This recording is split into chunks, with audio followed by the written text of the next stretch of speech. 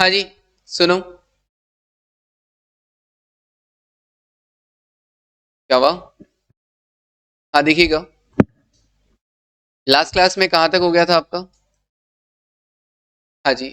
Sir, last class में हमारा cash plan के अंदर हमने पढ़ा था नो वेस्टिंग कंडीशन और वेस्टिंग कंडीशन दोनों ही पढ़ा था। और जो हमने क्वेश्चन किया था उसमें कोई वेस्टिंग कंडीशन नहीं रखी थी हमने। तो हमने क्या किया था, एक्सपेंसेस ग्रैंड डेट को सारा का सारा रिकॉग्नाइज कर लिया था 100%। और हाँ, और फिर चेंज के अकॉर्डिंग हमने अगेन लायबिलिटी को रिवाइज कर दिया था, एक्सपेंसेस बुक कर लिए थे। ऐसे ही एक और क्वेश्चन जो हमने किया था उसमें भी यही था। इमीडिएटली हो रहा था, वेस्टेड इमीडिएटली, वेस्टेड इमीडिएटली। तो आपके पास इमीडिएटली राइट आ रहा था कि भैया आप शेयर के बदले क्या ले लीजिए, पैसा ले लीजिए।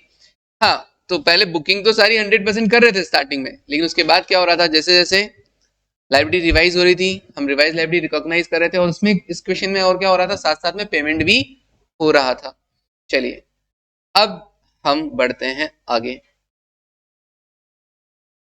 नेक्स्ट एग्जांपल लिखो।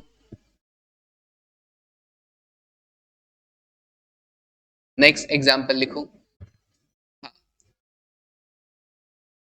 A limited will pay, A Limited will pay cash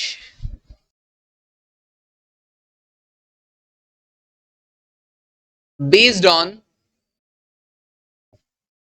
60 shares, 60 shares to its 100 employees, to its 100 employees, provided provided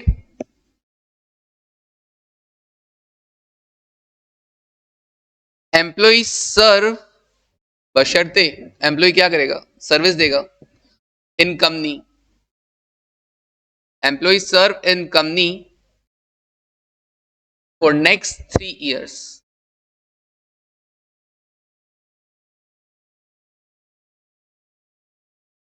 तो यहां पे आपको शेयर दिया जाएगा कि कैश दिया जाएगा? कैश दिया जाएगा, विल पे कैश। तो कैश प्लान हो गया। अच्छा, वेस्टिंग कंडीशन है कि नहीं है? है। 3 साल तक आपको कंपनी में रुककर काम करना होगा, तब आप क्या कर पाएंगे, हमसे ये कैश ले पाएंगे। ओके। तो अब तक जो क्वेश्चन किए थे वो तो थे नो वेस्टिंग कंडीशन, बट अब जो आ रहा है वो क्या है, वेस्टिंग कंडीशन वाला है। और वेस्टिंग कंडीशन का प्रोविजन क्या था, याद है? भूले तो नहीं हो ना? If vesting condition is also attached, then expenses should be recognized at every reporting date. Grant date को नहीं करना, रिपोर्टिंग डेट को खर्चा बुक करना है। Same as equity plan, equity plan में भी हम हर साल के एंड में करते थे। Okay. But fair value, equity plan में फेयर वैल्यू चेंज नहीं होता था, बट यहाँ पे क्या होगा, fair value at each reporting date is taken for the calculation of expenses and liability. ठीक है जी। चलिए, तरीका वही रहेगा कैलकुलेशन का, इक्विटी प्लान के जैसा ही। ऐसा नहीं रहेगा, ये टेबल बनाने वाला नहीं रहेगा। कैसा करते थे, जैसे इक्विटी में कैलकुलेशन करते थे हम लोग, सेम वैसा रहेगा। बट बस चेंज क्या है, फेयर वैल्यू हर बार चेंज होगी। ठीक है जी। ओके, लिखो फिर आगे। फेयर वैल्यू का कॉलम बना देंगे और एम्प्लॉय एक्सपेक्टेड टू वेस्ट का कॉलम बना देंगे।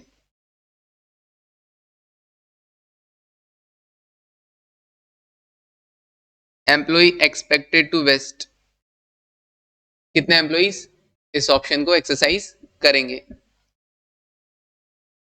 Grant date,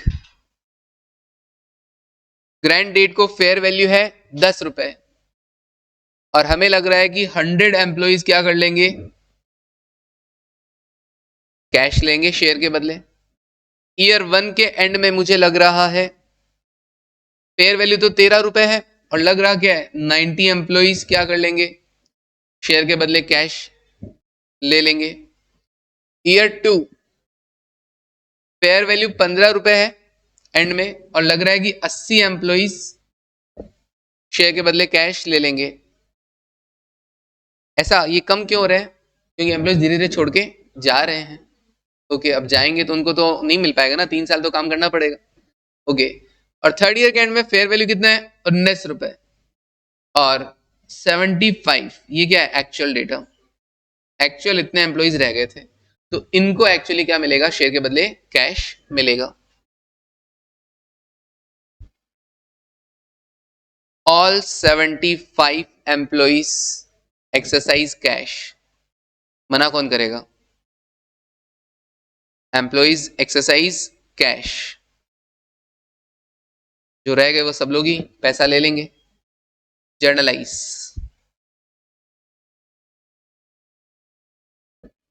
generalized,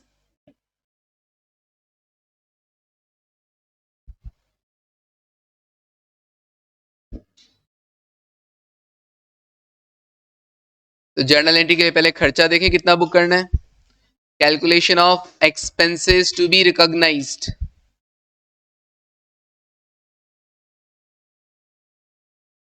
calculation of expenses to be recognised, year 1, जैसे इक्विटी में करते थे ना सेम वैसे ईयर 1 2 3।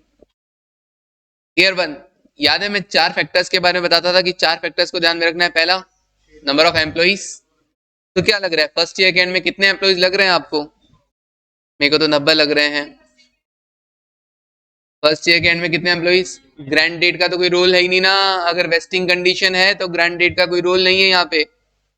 कैश प्लान में अगर वेस्टिंग कंडीशन है तो ग्रैंड डेट को खर्चा रिकॉर्ड नहीं करना है, क्या करना है, हर साल के एंड में रिपोर्टिंग डेट पे। तो साल के एंड में मैंने देखा 90 एम्प्लॉइज, हर एक को कितने शेयर्स, 60 शेयर्स के बदले पैसा मिलेगा।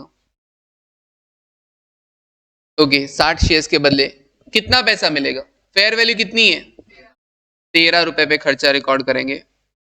इस दिन फेयर वैल्यू कितनी है, 13 रुपए। अभी मुझे लग रहा है कि 90 एम्प्लॉइज होंगे, हर एक को 60 शेयर के बदले 13 रुपए देंगे। अभी तो 3 साल बाकी है ना, 3 में से केवल 1 साल ही बीता है ना, तो ये जो टोटल खर्चा है 90 इंटू 60 इंटू 13, ये तो 3 सालों में रिकॉर्ड होगा। मुझे केवल पहले साल रिकॉर्ड करना है, तो इसका केवल 1/3 वेस्टिंग पीरियड। यही 4 फैक्टर्स हुआ करते थे, एम्प्लॉइज हुआ करता था, नंबर ऑफ ऑप्शंस या शेयर्स हुआ करते थे, फेयर वैल्यू हुआ करता था, और वेस्टिंग पीरियड। तो हमको लग रहा है कि 3 साल वेस्टिंग पीरियड, वेस्टिंग पीरियड इसमें आपको कंडीशन पूरी करनी है। ओके, तो 3 में से अभी कितना बीता है, केवल 1 साल। कितना खर्चा हुआ, 23,400। ओके जी, अलग अलग तरीके हैं और कुछ नहीं, ग्रैंड डेट को वेस्ट तो हो रहा नहीं है, ये खर्चा क्या है 3 सालों में एलोकेट होगा, तो हर साल के एंड में आप रिकॉर्ड कर रहे हो। ठीक है जी। ओके अदिति, मोनिका, वो तो क्या हो रहा था, इमीडिएटली वेस्ट हो रहा था, कोई कंडीशन ही नहीं थी, इसलिए सेम डेट को अपन सारा का सारा खर्चा बुक कर रहे थे। अभी तो क्या हो रहा है, कंडीशन है 3 साल रहना है, तो खर्चा क्या होगा इन 3 सालों में अलोकेट हो जाएगा। ओके, ईयर 2, ईयर 2, ईयर 2 में कितने एम्प्लॉइज लग रहे हैं आपको, 80 एम्प्लॉइज। ईयर 2 के एंड में लेटेस्ट एस्टिमेट लेते हैं ना हम लोग, कल हाँ रिवाइज भी करवाया था तुमको, लेटेस्ट एस्टिमेट। ओके, 80 एम्प्लॉइज, हर एक को क्या लग रहा है, ऑब्वियसली 60 शेयर्स के बदले पैसा दोगे। इस बार फेयर वैल्यू कितना है, 15 रुपए, तो इस बार हमें लग रहा है कि हर शेयर के बदले कितना देना पड़ेगा, 15 रुपए देने पड़ेंगे। अब ये खर्चा भी क्या है, 3 सालों का है, 3 में से कितने साल बीत गए हैं, 2/3, तो अब तक कितना खर्चा बुक हो जाना चाहिए था, कितना, 48,000, 48,000 का खर्चा बुक हो जाना चाहिए था। उसमें से पिछले साल कितना बुक हो चुका है, 23,400 बुक हो चुका है, हटा दो, 24,600, 24,600। ओके जी, ओके अदिति, ईयर 3 की बात करते हैं। ईयर 3 कितने एम्प्लॉय, 75, एक्चुअली 75 एम्प्लॉइज, और उस टाइम फेयर वैल्यू कितनी है, 19 रुपए, तो 75 एम्प्लॉइज, 60 शेयर, 19 रुपए, और 3 साल में खर्चा बुक होना था, 3 साल बीत गए ना, तो 3/3 अब तक पूरा खर्चा बुक हो जाना चाहिए। माइनस पिछले साल तक कितना बुक हो गया है, ये 48,000 पिछले साल तक बुक हो गया है। ओके जी 48,000, तो कितना आएगा सर? टोटल खर्चा तो 85,500 का है, उसमें से पिछले साल तक 48,000 बुक हो गया है, 33,500 करंट ईयर में बुक करना है। ओके ठीक है, इसको लेकिन स्टार्टिंग से ही देखोगे तब आएगा हर्ष, क्योंकि बहुत सारी कंडीशंस आ जाती है, बहुत सारी चीजें चेंज हो रही हैं इसमें हर बार थोड़ा थोड़ा करके, ऐसा हुआ तो ऐसा करना है, ऐसा हुआ तो ऐसा करना है। 37,500 कोई बात नहीं, ठीक है सुनते रहो, 37,500 सही है। ओके जी मोनिका, अब एंट्रीज कर दें, जर्नल एंट्रीज कितने सालों की, 3 सालों की, चलिए जर्नल कर देते हैं।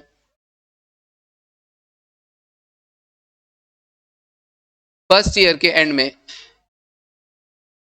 ईयर 1 एंड, क्या करोगे, खर्चा बुक करोगे, क्या होगी entry, employ expenses account debit, yes cash plan है ना, इसलिए SBP liability to SBP liability account. पहले साल कितना खर्चा हमने बुक किया था, ईयर 1 23,400,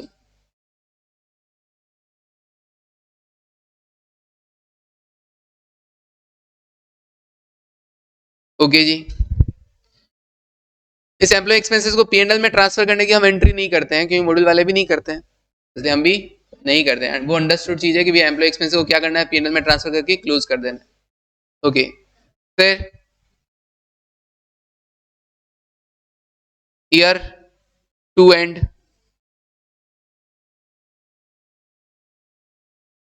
अगेन खर्चा बुक करोगे, employ expenses account debit, liability भी क्रिएट करोगे टू एसबीपी लाइबिलिटी,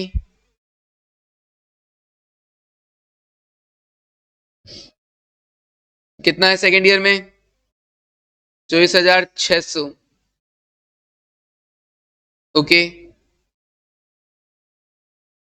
फिर थर्ड ईयर, ईयर 3 एंड, क्या करोगे, employ expenses account debit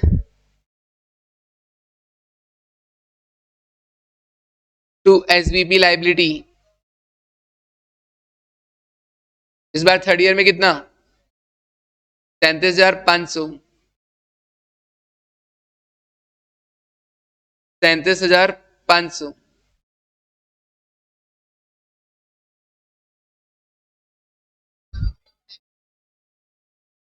table तो बनानी पड़ेगी ना, वरना वो कैलकुलेशन बड़ा मुश्किल हो जाता है। वो अगर वेस्टिंग कंडीशन नहीं दे रखी हो, नो वेस्टिंग कंडीशन, तो इस टेबल के बिना आप सॉल्व करना बहुत मुश्किल हो जाएगा। अब एसबीपी लाइब्रेरी एम्प्लॉय एक्सपेंसेस आप कैसे रिकॉग्नाइज कर रहे हैं, बैलेंसिंग फिगर में पता कर रहे हैं, closing plus paid minus opening, तो इसलिए टेबल ड्रॉ किया गया ताकि वो क्वेश्चन वहां से इजी हो जाए। ठीक है जी, okay Ayush, okay only for you, है ना, हमने टेबल ड्रॉ किया। हाँ वरना टेबल ड्रॉ नहीं करते तो क्या होता, अलग अलग तरीके हो सकते हैं, आपको मॉड्यूल में भी अलग तरीका मिल सकता है। मैंने पहले ही बोला था कि वो जो मैंने टेबल ड्रॉ करवाया है वो मॉड्यूल में आपको ऐसा नहीं मिलेगा, कुछ अलग फॉर्मेट मिलेगा, तो सबके अलग अलग फॉर्मेट है, लेकिन ये बेस्ट फॉर्मेट है। ठीक है जी, ओके देखो अब क्या करना है सर, ईयर 3 के एंड में अपने को क्या करना है, पेमेंट भी तो करना है, तो एसबीपी लाइबिलिटी का पेमेंट कर दूं, एसबीपी लाइबिलिटी अकाउंट डेबिट, हाँ जी, टू बैंक अकाउंट, कितना 85,500। सर ये कहां से आया, अरे भैया तीनों साल के खर्चे, 3 साल तक तुमने टू एसबीपी लाइब्रेरी किया था, या तो इनका टोटल लगा दो, या फिर ये रहा 3 साल में टोटल खर्चा कितना बुक होना चाहिए, 85,500, बस डायरेक्ट लिख दो। सर नरेशन तो लिखी नहीं, जरूरत है क्या, पहले तो क्या करना है, बीइंग लाइबिलिटी रेज्ड, ठीक है ना, फिर रीमेजर्ड भी बोल सकते हो, रीमेजर्ड की जरूरत नहीं है, बट यहाँ पे तो क्या होता है, प्रोपोर्शनली खर्चा हो रहा है, बीइंग लाइबिलिटी रिकॉग्नाइज या बीइंग एक्सपेंसेस रिकॉग्नाइज, और फिर लास्ट में बीइंग पेमेंट मेड फॉर, हाँ SBP liability, done. Next question, example लिखो।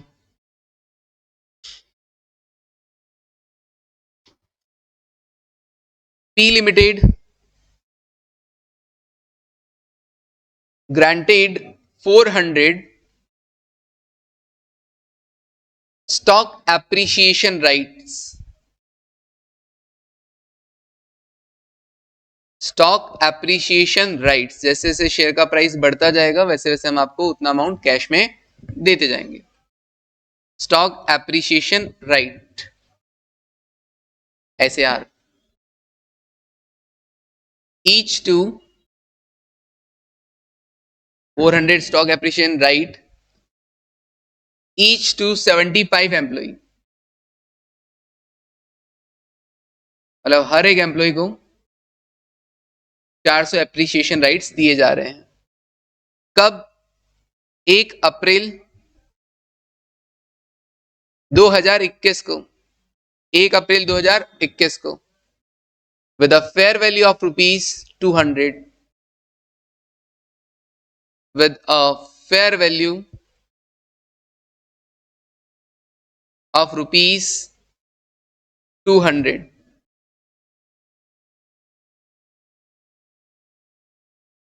The terms of the award, CA module का ही क्वेश्चन है ये। The terms of the award require the employee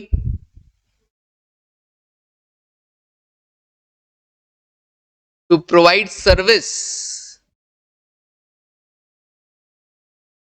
to provide service, काम करना पड़ेगा भैया, ऐसे नहीं मिलेगा।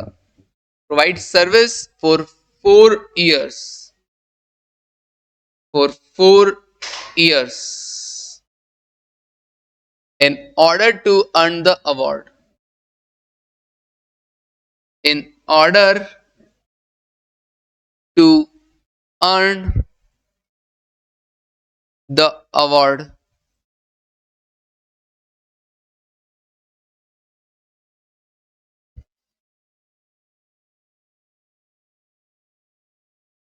The fair value of each SAR, अपने को रिकॉर्डिंग तो खर्चा किस पे करना होगा? फेयर वैल्यू पे। अपने को फेयर वैल्यू गिवन है, fair value of each SAR at each reporting date,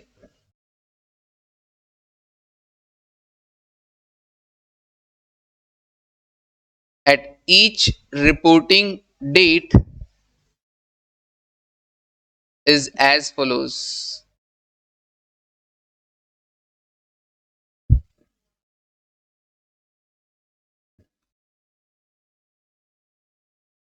इकतीस मार्च, पहला ईयर एंड कब आएगा? 31 मार्च 2022,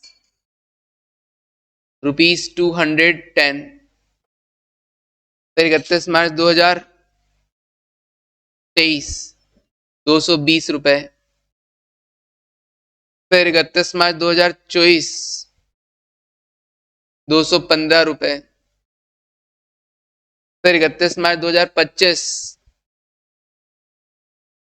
₹218।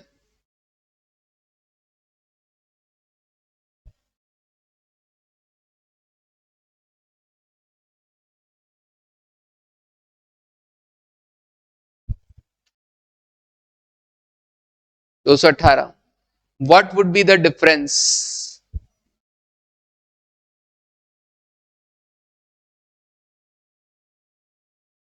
What would be the difference?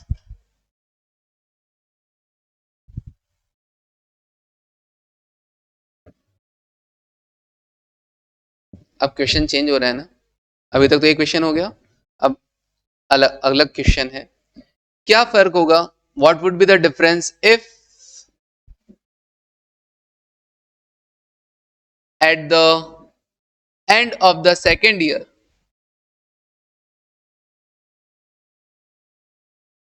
if at the end of the second year of service,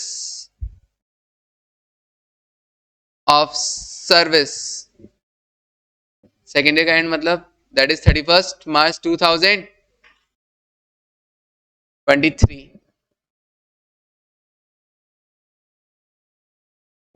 P Limited modifies the term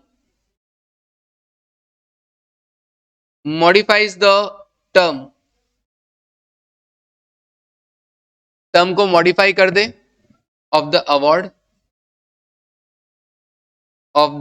award to require only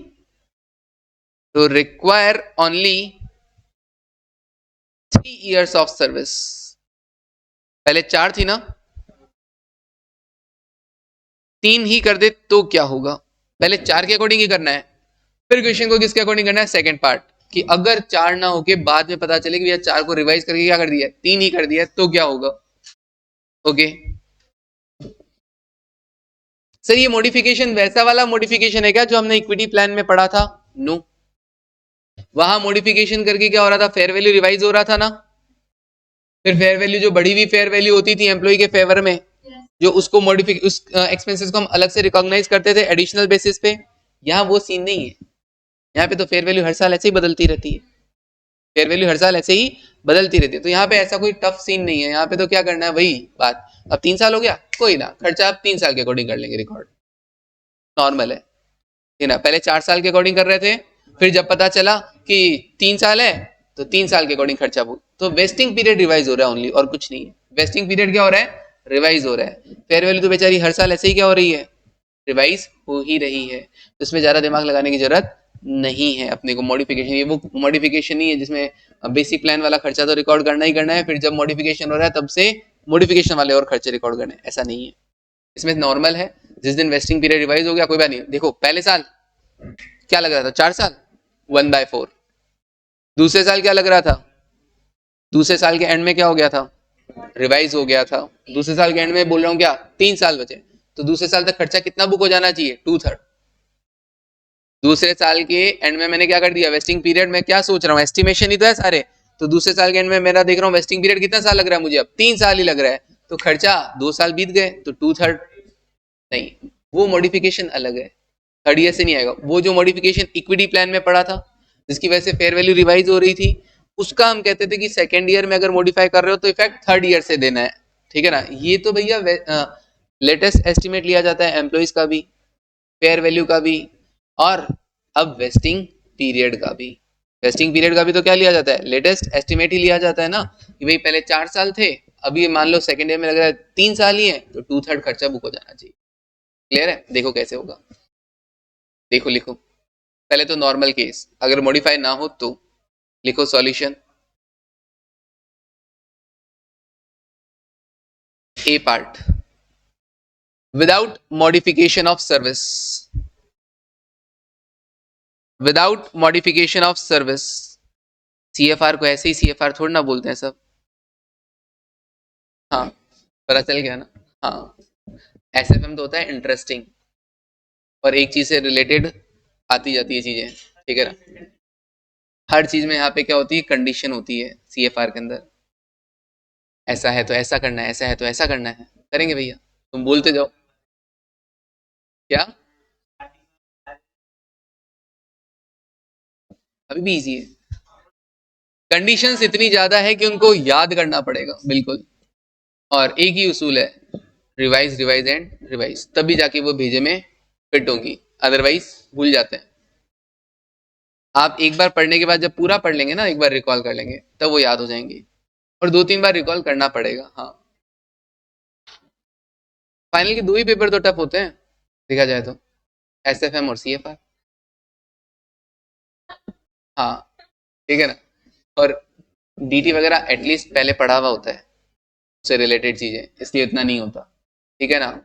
law का भी कहीं ना कहीं hint होता ही है, ये एसएफएम तो बाउंसर चला जाता है क्योंकि ये एकदम अलग होता है, और सीएफआर भी क्या है, सोचा था अकाउंट होगी, अकाउंट के नाम पे हमें क्या पढ़ा रहे हैं, ठीक है ना।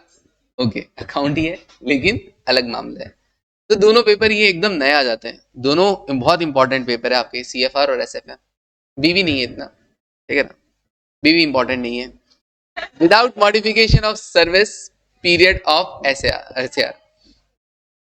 तो अगर आप मॉडिफाई नहीं करते हो, अरे मॉडिफाई नहीं करते तब तो सर बहुत आसान है। देखो कितने एम्प्लॉइज पहले साल के एंड में, बोलो कितने एम्प्लॉइज लग रहे हैं आपको, कितने एम्प्लॉइज लग रहे हैं आपको सर पहले साल के एंड में? अरे सर एम्प्लॉइज तो चेंज ही नहीं हो रहे, हर बारी कितने हैं? 75 ही हैं। ओके, चेंज ही नहीं हो रहे हैं, चलो ये तो अच्छा हुआ। 75 एम्प्लॉइज, हर एक को कितने ऐसे यार, कितने अवार्ड मिल रहे हैं?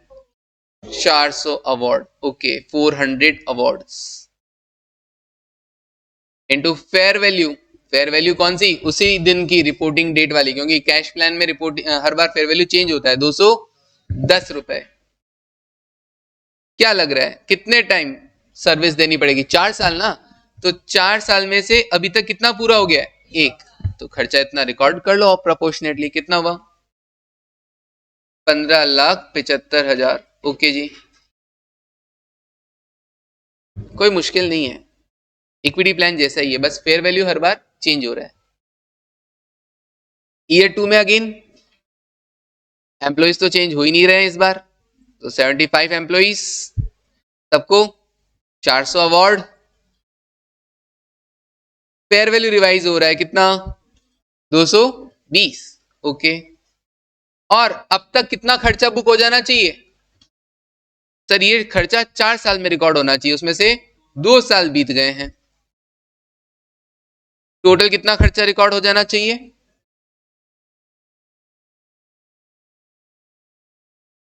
अभी मॉडिफिकेशन कर ही नहीं रहे हैं, हेडिंग देखो डम्बोज, विदाउट मॉडिफिकेशन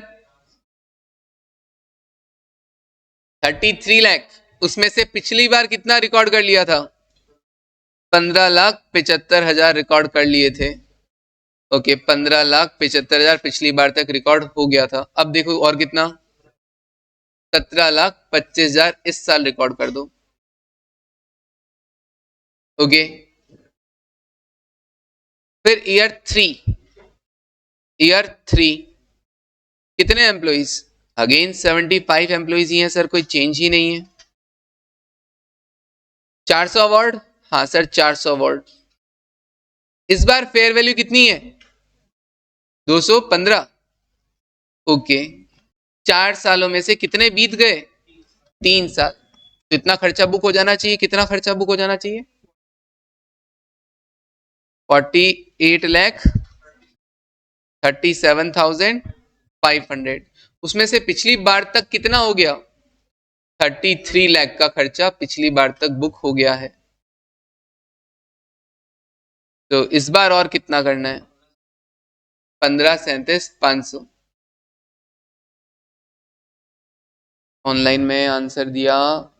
ओके अदिति, 15,37,500 सही है अदिति, ठीक है। ईयर 4 75 एम्प्लॉइज, सबको 400 अवार्ड, मतलब कोई छोड़ के नहीं गया, हम ये मान रहे हैं कोई छोड़ के नहीं गया। ओके, और फेयर वैल्यू 218, और 4 में से पूरे 4 साल बीत गए हैं, और पिछली बार तक खर्चा 48,37,500 रिकॉर्ड कर लिया था।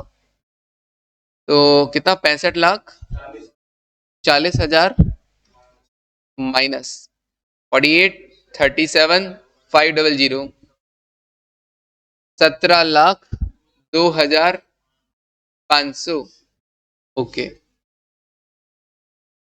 ठीक है जी अदिति, सिद्धांत ओके। समय, हाँ बोलिए। क्यों भाई? अच्छा, एक लाइन लिखी नहीं तुमने? मैं इतना जल्दी जल्दी तो नहीं लिखता यार। हाँ देखो,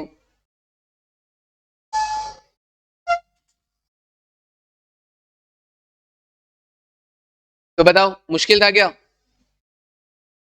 ये तो इक्विटी प्लान जैसा ही है, बस फेयर वैल्यू तो क्या हो रही है? चेंज हो रही है। हाँ अभी तो पक्का पापा का ही होगा। नहीं नहीं नहीं, दिलीप सर ने बोला था। क्या बता?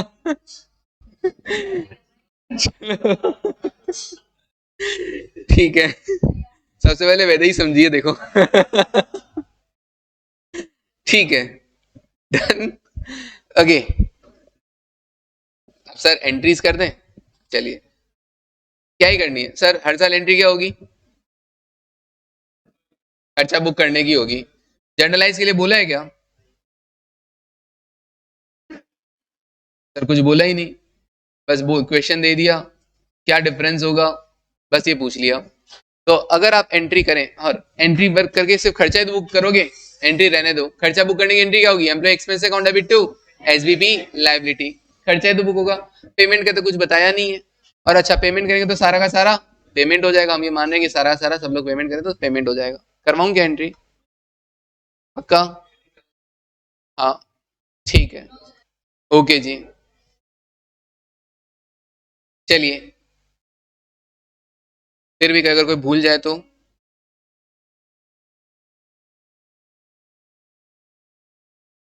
एक काम करवा सकते हैं। एंट्री क्या है? Employ expenses account debit to SBP liability. मुझे क्या ना, तुम लोगों पे थोड़ा सा भरोसा कम होता है। ईयर 1, 2, 3, 4, पहले साल कितना? 15,75,000। अब हाँ, 15,75,000। ईयर 2, 17,25,000। ये लो जी, 17,25,000। अब तुम्हारी इच्छा है भैया, मैंने तो करवा दिया, कभी मन में आए तो रिकॉर्डिंग ऑन करके वापस देख सकते हो। 15,37,500, 15,37,500, 17,02,500, 17,02,500।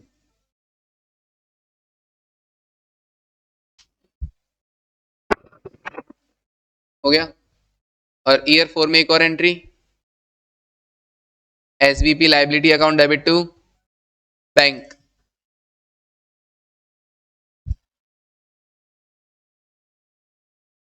टोटल कितना? 65,40,000। ये लो सर, ऐसा एग्जाम में भी कर सकते हैं क्या? मॉड्यूल वाले तो कहीं कहीं कर देते हैं, तो हम भी चलने दो। हाँ, मॉड्यूल वाले कर रहे हैं तो कोई दिक्कत नहीं है, मॉड्यूल में तो आता है वैसे ही तो है। आपको लगे कि टाइम आपके पास है, वेले बैठे हो तो हाँ कर देना, ठीक है ना। और नहीं है तो ठीक है, ऐसे कर देना। आर्यन कनेक्शन बना देता है। अरे अरे, किस्मत कनेक्शन।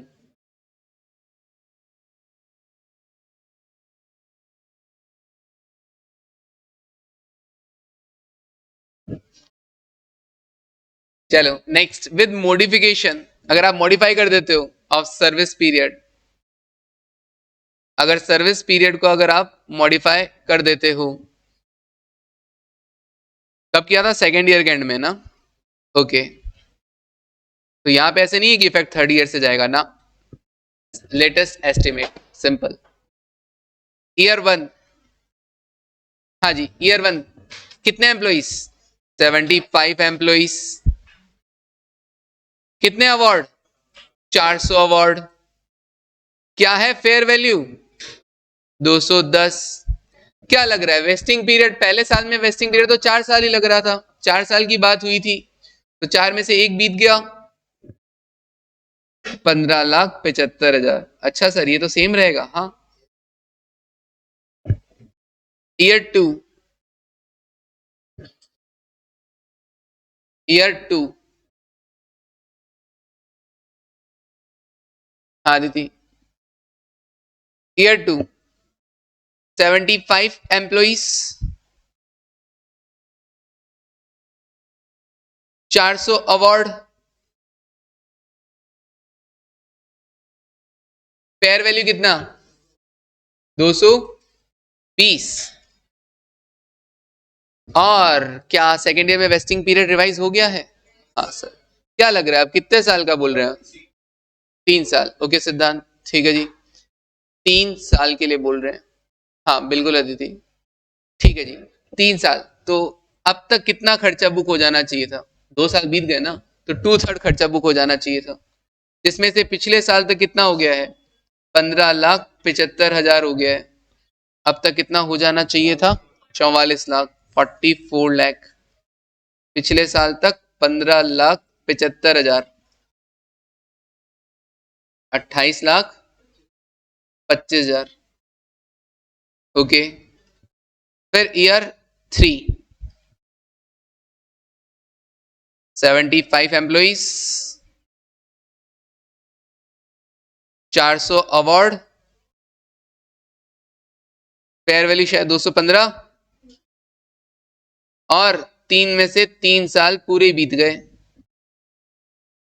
माइनस पिछली बार तक खर्चा 44 लाख, 64,50,000 टोटल खर्चा बुक हो जाना चाहिए था, माइनस 44 लाख, 20,50,000। ओके, मुश्किल था क्या? नहीं था।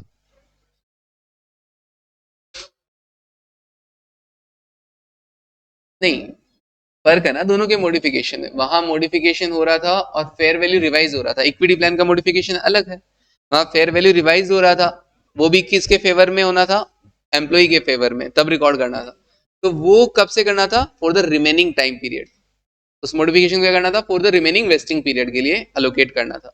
यहाँ मॉडिफिकेशन करके क्या किया जा रहा है? फेयर वैल्यू तो हर बार ऐसे ही चेंज होती है, मॉडिफिकेशन किसमें हो रहा है? वेस्टिंग पीरियड में। तो वेस्टिंग पीरियड हर साल के एंड में सोचना पड़ेगा कि कितना है, उसके अकॉर्डिंग आप क्या करोगे? खर्चा बुक करोगे। तो अपने पहले भी सीखा था, वेस्टिंग पीरियड क्या होता है? हर साल देखना होता है। जैसे वो पीरियड एक्सपायर्ड +1 था, उसमें भी तो हर बार वेस्टिंग पीरियड चेंज हो रहा था। इक्विटी प्लान में भी तो, इक्विटी प्लान में भी तो अपन ने देखा था पीरियड एक्सपायर्ड +1। अभी मुझे लग रहा है कि अच्छा 2 साल बीत गए, 1 साल और, फिर 3 साल बीत गए, 1 साल और। तो हर साल वेस्टिंग पीरियड पहले भी ऐसे ही करते थे और अभी भी ऐसे ही किया। तो ऐसा कुछ नहीं कि अपन ने मॉडिफिकेशन, नाम पे मत जाओ, पहले भी हम मॉडिफाई करते थे ना वेस्टिंग पीरियड, पीरियड एक्सपायर्ड +1। हर बार वेस्टिंग पीरियड मॉडिफाई हो रहा है कि नहीं हो रहा है? हो रहा है, पहले भी हो रहा था। ठीक है ना? तो ये वो मॉडिफिकेशन नहीं है जो इक्विटी प्लान के अंदर, ऐसा मॉडिफिकेशन जिसकी वजह से फेयर वैल्यू ही क्या हो रही है? चेंज हो रही है, वो अलग है। क्लियर है? ओके, ये कैश प्लान नॉर्मल मॉडिफिकेशन, और मॉडिफिकेशन में भी क्या? वेस्टिंग पीरियड, वो तो हम पहले भी करते थे। क्योंकि वेस्टिंग पीरियड हुआ या एम्प्लॉइज हुआ, ये तो हर बार लेटेस्ट ही कंसिडर करना पड़ता है अपने को। ठीक है जी, क्या दी थी? हाँ जी सर, जर्नल करवाओगे आप? जर्नल में वही रहेगा, क्या रहेगा? Employ expenses account debit to SBP liability, to SBP liability account, year 1, year 2, year 3। पहले साल 15,75,000, दूसरे साल 28,25,000,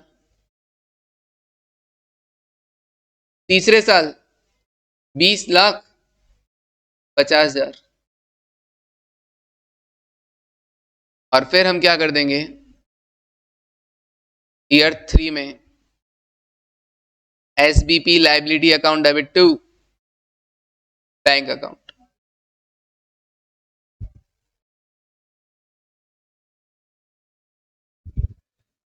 टोटल कितना? बोलो, बोलते क्यों नहीं? 64,50,000। क्या है? मयूरी बन रहे हैं? अच्छा,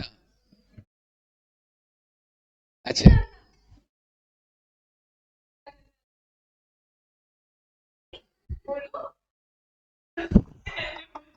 अच्छा ऐसा है क्या? ठीक है, 64,50,000, बिल्कुल।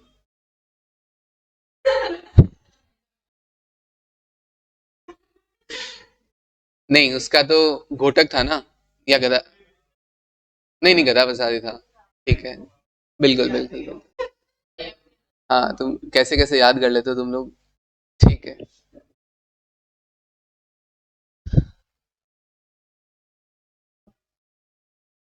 हाँ वो वैसे उस मामले में जेन्युइन था एक चीज, वो बार बार बोलती है ना कि हाँ मेरी तारीफ करो, है ना, ऐसे ही तुम लोग भी सोच लेना।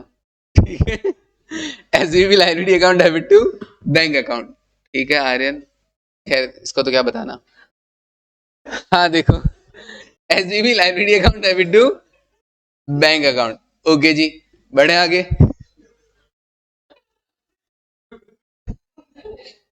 चलो, अब अपने को क्या पढ़ना है सर? इक्विटी प्लान हो गया है, कैश प्लान भी हो गया है, अब ऑल्टरनेट वाला पढ़ना है कि कैश और इक्विटी। तो क्या करें, आज या कल? 15 मिनट है हमारे पास।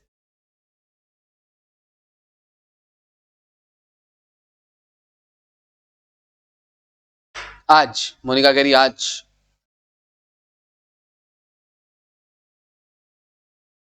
देखो, चलो मैं आज नोट करवा देता हूं। हाँ जी, नोट करवा देता हूं, बट ऑब्वियसली वो समझ में कब आएगा? कल। रीजन, वही बात, एग्जाम्पल बिना कुछ पल्ले ना पड़ेगा। ठीक है ना, चलिए ठीक है। हाँ नोट कर लेते हैं। ओके सिद्धांत, हाँ जून वाले बच्चे बोल रहे हैं आज। ठीक है, ये लो तुम तो आज। सही भी है उनकी बात। तो SBP transactions with cash alternatives.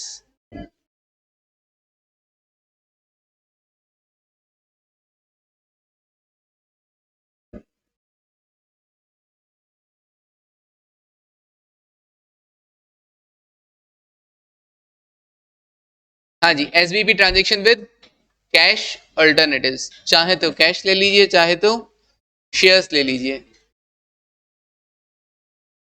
हम्म, ये अपना तीसरा पार्ट है। पहला इक्विटी प्लान, दूसरा कैश प्लान, और अब तीसरा,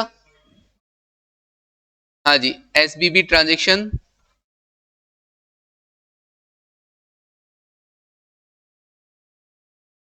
चॉइस ऑफ सेटलमेंट भी बोल सकते हैं, choice of settlement. Okay, SBP transaction with cash alternative.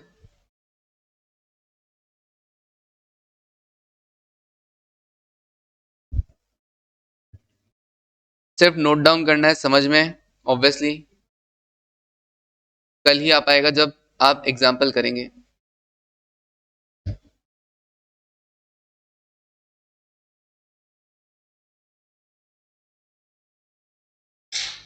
Sir ये चॉइस किसके पास होती है, एम्प्लॉइज के पास या एम्प्लॉयर के पास?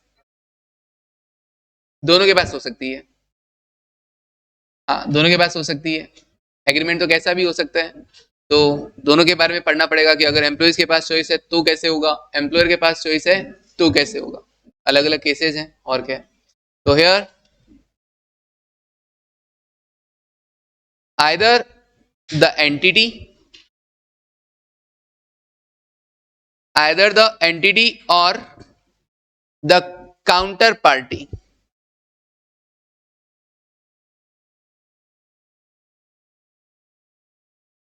or the counterparty has choice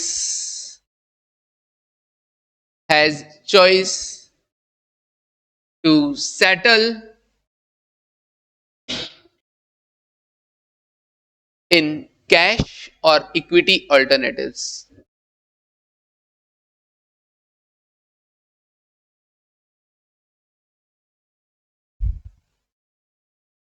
choice है आपके पास, कैश लेंगे चाहे इक्विटी अल्टरनेटिव लेंगे। किसके पास? एंटिटी के पास भी हो सकती है, और द काउंटर पार्टी मतलब employees has choice to settle in cash और equity alternative. A part, when counterparty has a choice of settlement, when counterparty has choice of settlement, choice of settlement.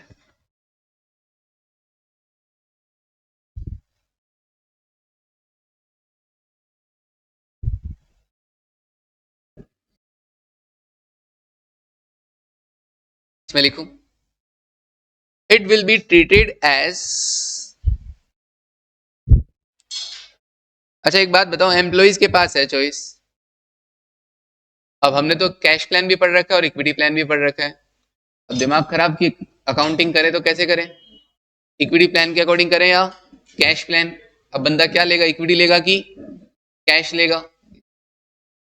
अब हमारी अकाउंटिंग तो उसी पे depend करेगी, लेकिन हमें पता ही नहीं है कि वो सामने वाला इक्विटी लेगा कि कैश। तो कैसे होगा, it will be treated as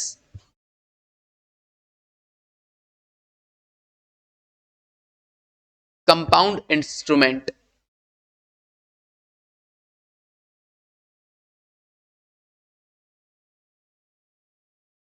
compound instrument which has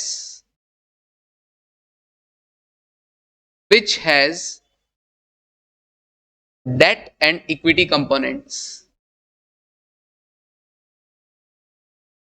debt and equity components.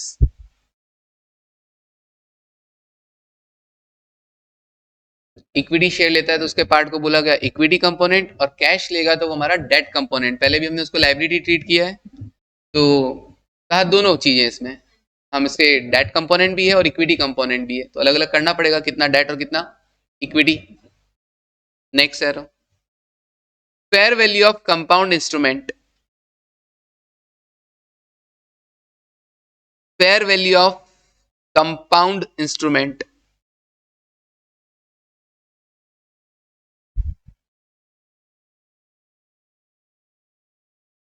fair value of compound instrument is sum of sum मतलब total, sum of fair value of debt and equity component.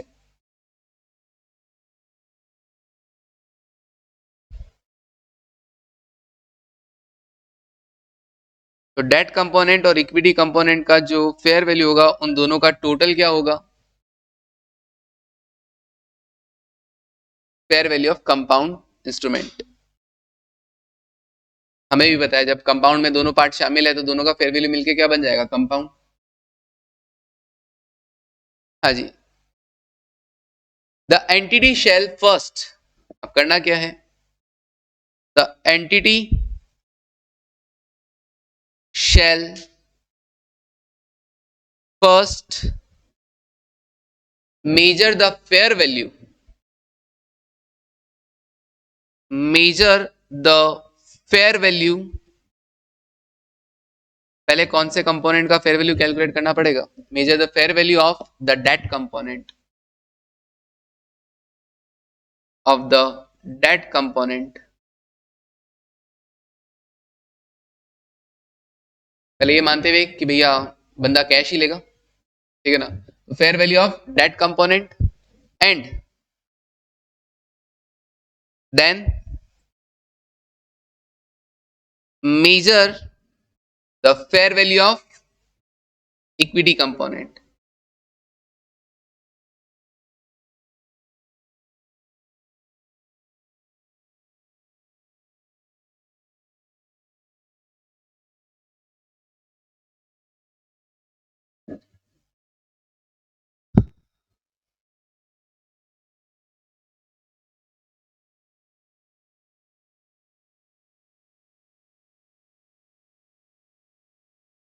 बिल्कुल, cash में तो SBP liability मानते थे आप, cash plan की accounting कैसे करते थे, एसबीपी लायबिलिटी मानते थे, दैट इज डेट। अब अकाउंटिंग करनी कैसे है, फर्स्ट पॉइंट, पहले हमें फेयर वैल्यू डिटरमाइन करना पड़ेगा, तो fair value of equity alternative,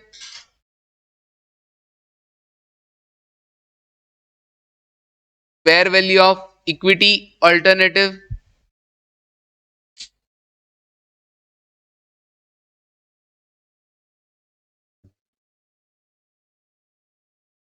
कैसे आएगी? इक्विटी प्लान में कैसे कैलकुलेट करते थे कॉस्ट? जितने भी आप शेयर्स देंगे इनटू फेयर वैल्यू एट, हाँ, fair value at grant date.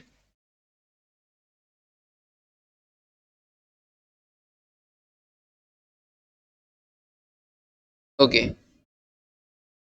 Fair value of equity alternative, उसमें से आप लेस क्या कर देंगे? Fair value of cash alternative.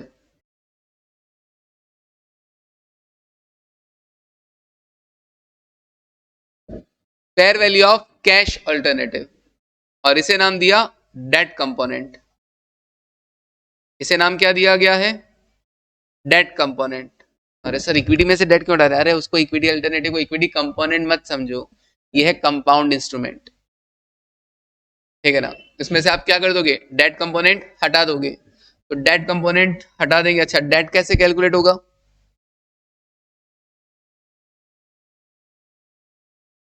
वो एक बार क्वेश्चन करेंगे, उसके अकॉर्डिंग ही देखेंगे। उसका फेयर वैल्यू एक्चुअली क्या होगा अपने को अलग दिया हुआ रहेगा, ठीक है? तो अगेन वही shares into fair value at grant date. Question दिखाएंगे तुमको पहले,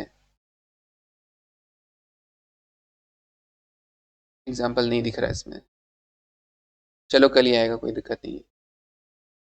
हाँ, कोई ना, अभी चलने दो, एक लाइन छोड़ देना ना इसके नीचे लिखने के लिए। ओके, लेस करने के बाद क्या बच जाएगा? Fair value of equity component.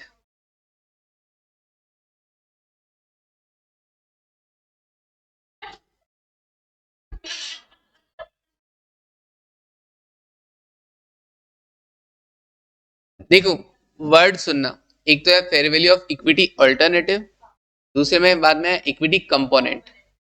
तो वो जो fair value of equity alternative that is compound instrument. लेकिन कंपाउंड में भी क्या है ना, सुनना, क्वेश्चन करोगे तो पता चलेगा। अगर बंदा इक्विटी ऑप्ट कर लेगा ना तो खर्चा उसके अकॉर्डिंग रिकॉर्ड होगा। Fair value of equity alternative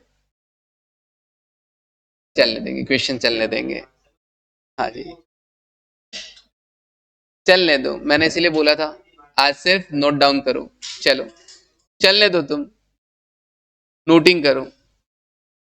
A fair value, क्योंकि क्वेश्चन दिखाए बिना वो समझ में नहीं आएगी चीज, और क्वेश्चन मुझे शो नहीं हो रहा है यहाँ पे। A fair value of debt component, अभी तो बस लिखते चलो। A fair value of debt component is equal to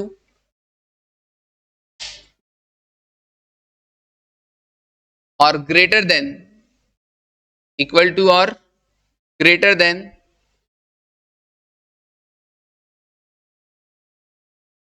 fair value of equity alternative.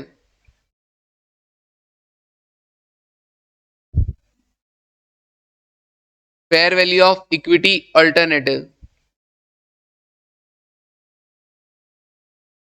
मतलब डेट कंपोनेंट, ये वाला वैल्यू अगर इससे भी बराबर, या तो इसके बराबर आ जाए या इससे ज्यादा हो जाए, तो क्या करेंगे? इक्विटी कंपोनेंट का फेयर वैल्यू क्या होगा फिर उस केस में? Then value of equity alternative is negative, थोड़ा ना चला जाएगा, इक्वल टू हुआ तब तो जीरो है। हाँ, इक्विटी कंपोनेंट, हाँ, तो क्या नेगेटिव चला जाएगा? नो, कितना मानेंगे इसको? Zero. Then value of equity component is zero.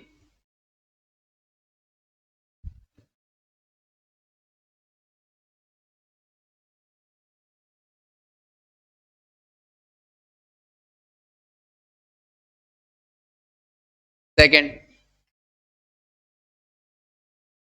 तो एक तो डेट कंपोनेंट है और एक इक्विटी कंपोनेंट है। अकाउंटिंग कैसे होगी इसकी? डेट कंपोनेंट की अकाउंटिंग कैश प्लान की तरह होगी, और इक्विटी कंपोनेंट की अकाउंटिंग इक्विटी प्लान की तरह होगी। तो लिख देता हूं, second, fair value of debt component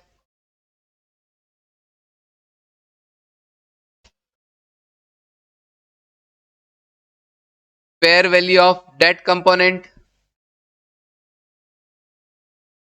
will be accounted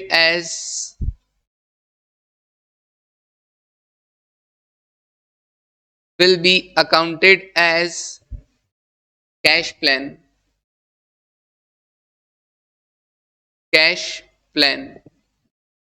and fair value of equity component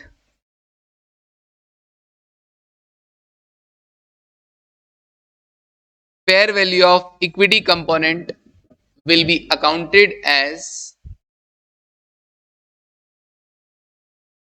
इसलिए मैंने पहले ही बोल दिया था कि क्वेश्चन करवाएंगे तभी समझ में आएगा, एज इक्विटी प्लान।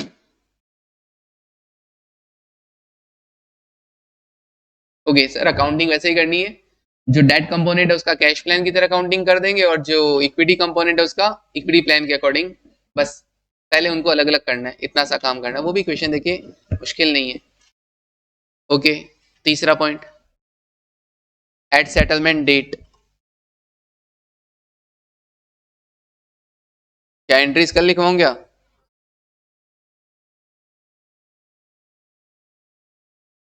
एट, हाँ तो 10% बैटरी है ना, इतने पे तो चला लेंगे, तो घर जाने के लिए जरूरी है। Eight settlement date,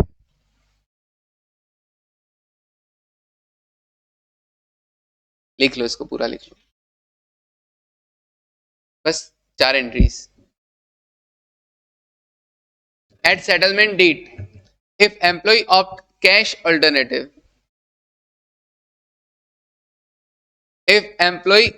cash alternative, अगर एम्प्लॉय कैश अल्टरनेटिव को ऑप्ट करता है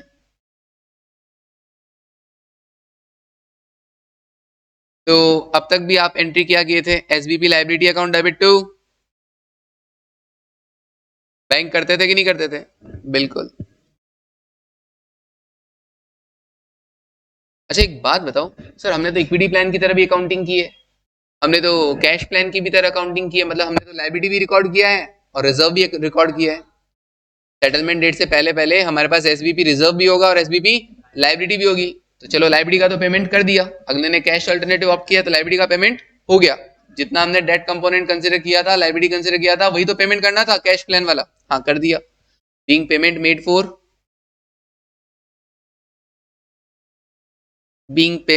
for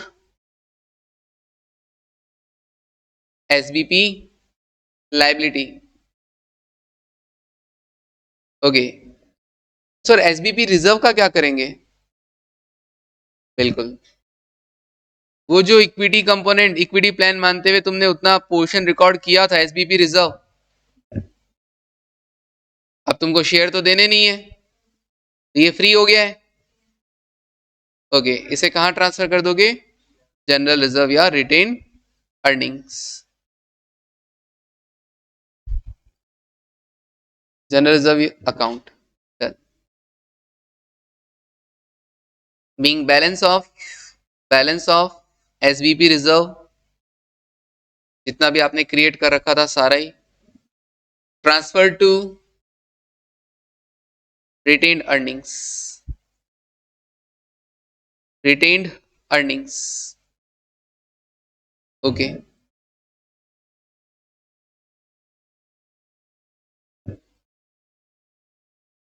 if employee opt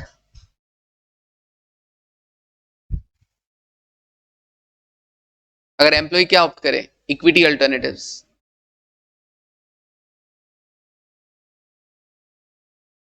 equity alternatives,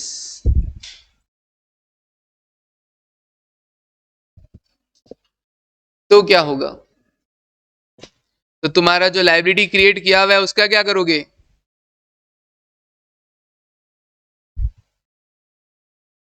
मैंने पहले भी कहा था, सुनना, अगर डेट कंपोनेंट करोगे तो ये वाला वैल्यू देना है, अगर इक्विटी देना हुआ तो ये वाला वैल्यू देना होगा, पूरा इसी तरीके से काउंटिंग होगी। अच्छा, इसका मतलब इसमें तो डेट भी शामिल है और इक्विटी कंपोनेंट भी शामिल है, लायबिलिटी को भी किसमें कन्वर्ट कर देना होगा? रिजर्व के अंदर कन्वर्ट कर देना होगा। कल क्वेश्चन आएगा तो पता चल जाएगा। डेट कंपोनेंट में तो केवल ये देना है, और अगर इक्विटी सेलेक्ट करते हैं ना तो ये वाला वैल्यू देना होगा। अब ये वाले वैल्यू में तो डेट वाला भी शामिल है कि नहीं है? हाँ सर, ये वाले में तो डेट वाला भी शामिल है, तो इसलिए लाइबिलिटी को भी हम कहाँ ट्रांसफर कर देंगे? रिजर्व में। SBP liability account debit to SBP reserve.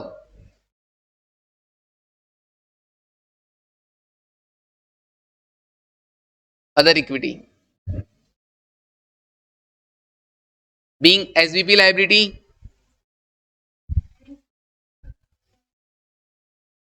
being SVP liability transferred to SVP reserve। फिर भी अगर किसी को ऑब्वियसली कम समझ में आया हो तो वो वेट करे 24 घंटे खत्म होने का। SVP liability transfer to SVP reserve, और फिर SVP रिजर्व से आप क्या करते थे? शेयर देते थे कि नहीं करते थे डंबो?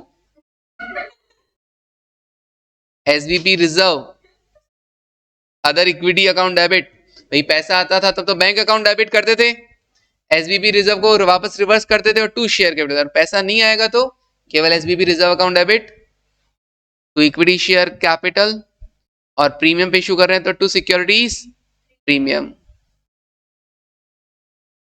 शेयर देने का तो ये एंट्री था ना, SBP reserve account debit to equity share capital to securities. कुछ पैसा लेते हो तो बैंक अकाउंट भी डेबिट हो जाएगा। Done. Being shares issued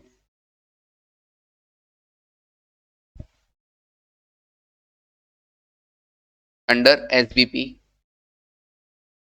plan. ठीक है, शेयर बेस्ड पेमेंट, हाँ प्लान।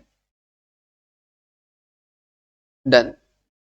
अब कल करेंगे, कल वो लिखवाऊंगा when entity has a choice of settlement.